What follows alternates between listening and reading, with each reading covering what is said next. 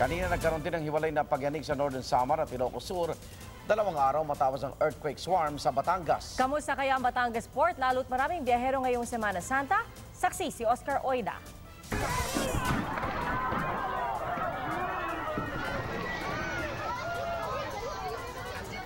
Napatakbo ang mga tao palabas ng Taal Basilica nang maramdaman ang malakas na lindol nitong Sabado. Sa isang mall sa Lipa kung saan pinagsasara ang mga stall sa gitna ng lindol, may tila bumagsak.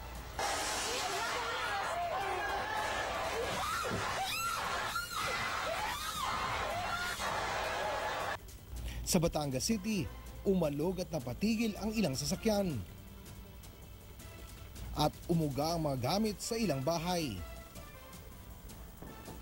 Gumuho naman ang bahagi ng Mount Makulot na madalas pa namang akyatin ng mga mountaineer. Pati ilalim ng dagat, niyanig. Kabilang sa mga napuruhan ng magkakasunod na lindol, ang Basilica of Immaculate Conception sa Batangas City.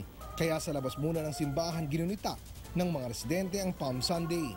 Ayon sa provincial government, mahigit 1,600 ang napinsalang bahay.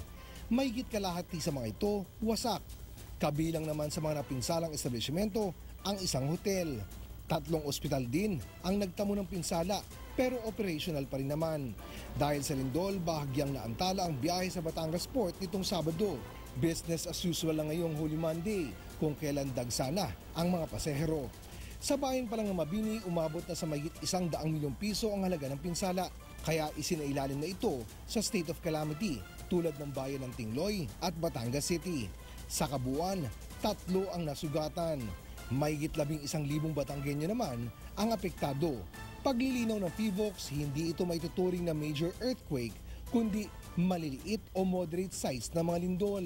Binabantayan natin ang dami ng bilang at nakita nga natin na with time ay paunti ng paunti, but we will see kung meron pang susunod na moderate size na event na mag-trigger uli ng mga susunod na lindol. Wala rin daw itong koneksyon sa hiwalay na magnitude 5.4 na lindol kanina sa Northern Samar na naramdaman hanggang sa iba pang lugar sa Eastern Visayas at sa Bicol Region. Gayon din sa magnitude 3.7 sa Ilocos Sur na naramdaman sa iba pang lugar sa Ilocos Region. Wala rin itong kinalaman sa West Valley Fault na pinangangambahang malaki ang pinsala sa Metro Manila, pero dapat pa rin daw maging handa. Kung titingnan po natin at gumamit tayo ng 400-year lower limit ng paggalaw, mukhang napapanahon na sa ating henerasyon na baka ito ay kumilos. So, pwede naman kumilos ito ng susunod ng mga next 200 years.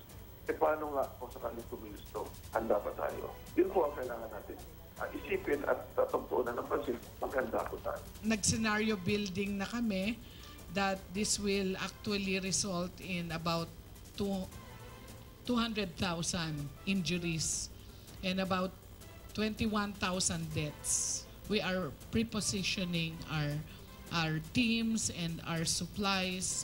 Ako si Oscar Oida, ang inyong saksi.